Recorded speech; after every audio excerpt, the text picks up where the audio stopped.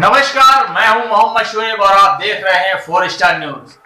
हम पेश करते हैं आज की कुछ खास खबरें। 4 स्टार न्यूज, खबर से समझौता नहीं। बांदा में जिला पंचायत बैरियल के मुनीम को मरासन कर 3 युवा उम्रकशों ने 1 लाख लूट की घटना को अंजाम दिया है। लूट की सूचना पर पुलिस अधीक्षक समेत पुलिस फोर्स घटना स्थल पहुंचा और घायल मुनीम को जिला अस्पताल में भर्ती कराया।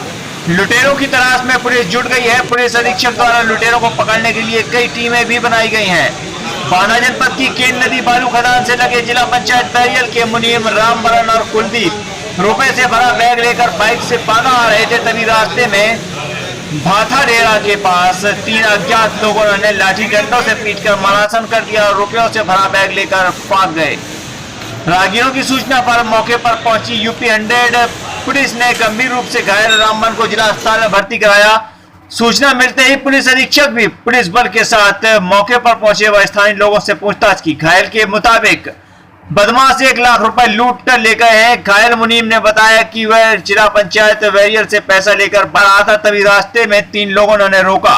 उसके बाद डंडे व हथियार के साथ उसके साथ मारपीट की, गोली चलाई, जिससे रामबन को गैस के बाद वह लोग बेहोश हो गए। राहगीरों की सूचना पर दोनों को जिला अस्पताल में भर्ती कराया गया। पीड़ित मुनीम कुलदीप ने बताया कि लुटेरों ने उनके पास से 1 लाख की लूट की घटना को अंजाम दिया है। Shahzad Ahmad, 4 star news, Banda. वजह ये कि हम लोग पैसा लेके आ रहे थे, रास्ते में 3 बंदे आए, उनका चेहरा पूरा ढका हुआ था। उनके पास में 2 हथियार थे और 2 डंडे थे। उन्होंने हम लोगों को मारा, पीटा, फायरिंग की और पूरा पैसा लूट के चले गए। कई राउंड फायरिंग की मारी गई है और दूसरी राउंड उसमें भरी है और जो दूसरा बंदा तो मेरे सीने पे रख के बैठा हुआ था। अब गोली सर के लगी हुई है, हमारे तो लगी नहीं है, हम पीछे बैठे थे।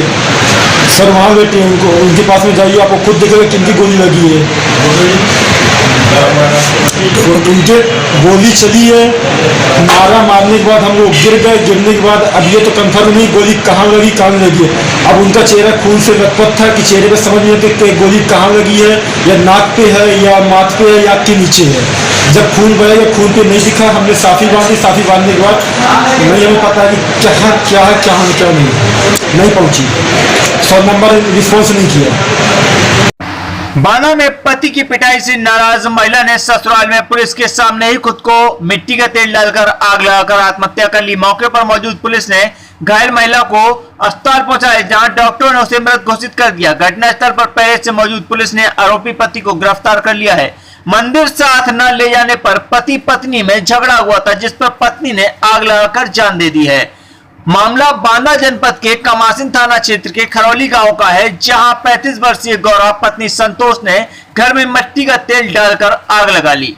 मंदिर ले जाने को लेकर पति पत्नी के बीच विवाद हुआ था, जिस पर पति ने पत्नी को पीट दिया था, जिस पर यूपी 100 पुलिस को मौके पर पत्नी ने बुला लिया था। वह मामले को पुलिस समझा ही रही थी कि पत्नी गौरा ने पुलिस की मौजूदगी में मिट्टी का तेल डालकर आग लगा ली। परिजनों व पुलिस ने आग बुझाई व घायल को अस्पताल में भर्ती कराया, जहां डॉक्टरों ने उसे मृत घोषित कर दिया। घटना के बाद घर में मौजूद पुलिस ने आरोपी पति संतोष को अपनी हिरासत में लेकर थाने पहुंचाया।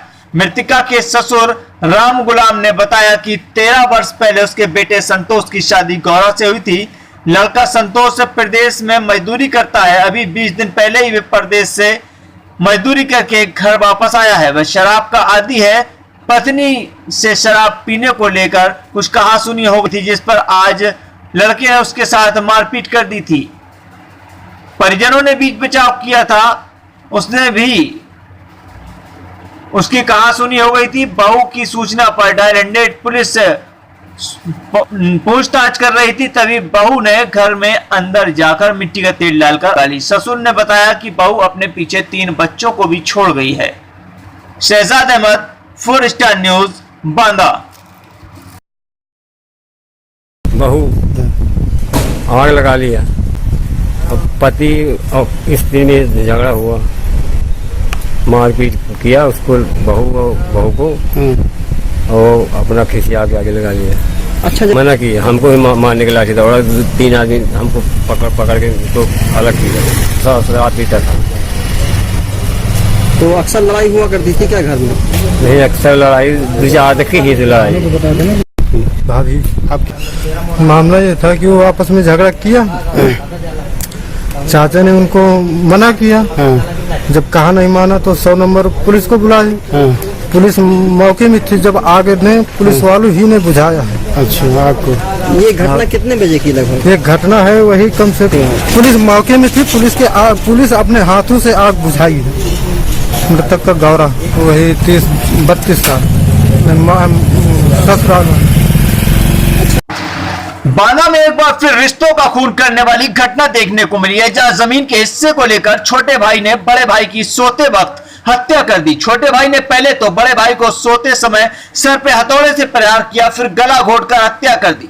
घटना की सूचना पर पहुंची पुलिस ने जांच पड़ताल कर हत्यारे भाई को गिरफ्तार कर लिया है, जिस पर छोटे भाई ने बड़े की हत्या करने का मामला कबूल किया है। मामलपत के बदौसा थाना क्षेत्र के हाहा गांव का है, जहां रामबरण, नत्तू और शिवचरण सगे भाई हैं। पैर से दिव्यांग रामबरण अविवाहित और छोटे भाई नत्तू के साथ रहता था, जबकि शिवचरण बच्चों के साथ बदौसा में किराए के मकान में रहता। बंटवारे में मिलने वाले हिस्से की 6 बीघा जमीन रामबरण अपने भतीजे रमाकांत को देना चाहता था। ये बात शिवचरण को नागवार गुजर रही थी, जिस पर देर रात शिवचरण और रामबरण के बीच इसी बात को लेकर विवाद हुआ। थोड़ी देर के बाद रामबरण घर के दरवाजे पर पलंग पर सो रहा था। देर रात शिवचरण ने उसके सिर पर हथौड़े से प्रहार कर उसकी हत्या कर दी। इसके बाद अंगों से उसका गला घोट दिया।